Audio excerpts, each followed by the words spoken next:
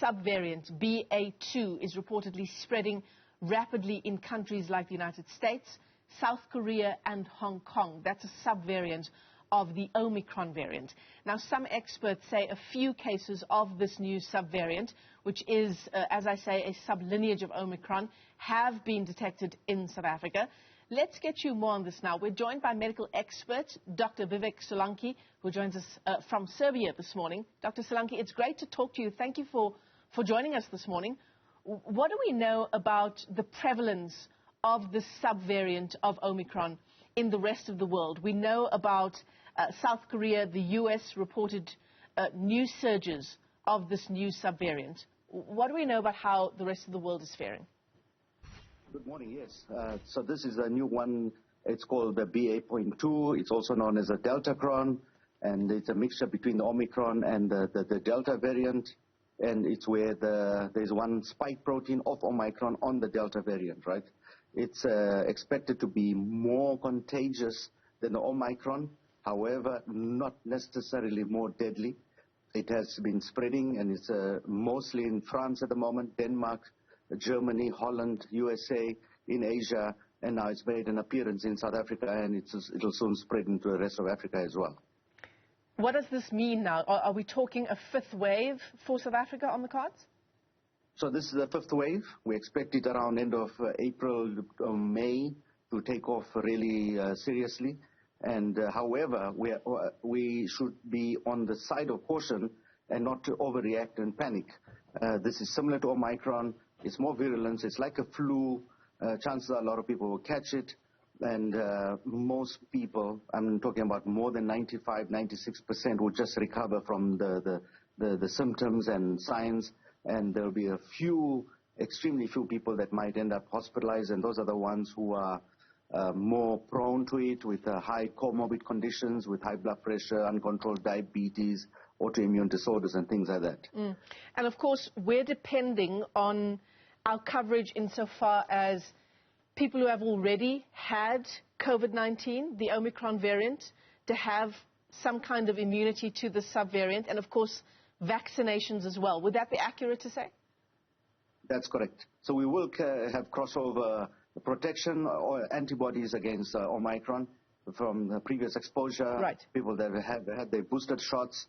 You know, some of the American manufacturers are already saying, well, we should take a fourth booster, fifth booster, things like that. But I think there's already herd immunity present. There's Omicron immunity present, and there will be crossover protection for the people. Dr. Solanki, what I'm reading about in the US at the moment is that there is a particular segment of the population there that is at risk of this subvariant of Omicron. They're talking about people 75 and older who have been partially vaccinated, some of them who are unvaccinated, that they are sort of the most at risk part of the population in the US. Would that be accurate as well to say here in South Africa? Because according to my understanding, we don't have great coverage in that segment of our population either. Are we depending on herd immunity for the 75s and older as well? So that's the most vulnerable population worldwide, right? Yeah. They're over 75, they're older, they've got cardiac disorders, they've got high blood pressure, they've got diabetes, they've got a lot of other autoimmune disorders, arthritis, and they're on steroids and sort of a lot of chronic medication. And that's your high-risk group. That's also a risk group that has not been adequately vaccinated, mostly due to fear, age, propaganda on the social media against vaccinations. So that's the vulnerable group that we have to look out for, and they have to look out for themselves as well. Yeah, absolutely. And I suppose the message, Dr. Solanki, as we now brace in many respects for a fifth wave, we know that our hospital staff here in South Africa, they are still recovering from the consecutive waves of COVID-19 that we've had, even though there has been some respite over the past few months. But a new wave, what kind of pressure do you reckon that will put on our hospitals this time around? Are we more prepared, do you think? Number one, we are more prepared. We are more experienced now, having past results. Of course, in hindsight, we have realized where mistakes have been made, where progress has been made, and we'll focus on the progress. However, I must emphasize that there's no need to panic. we do not expect mass hospitalizations like in the Delta wave and thing.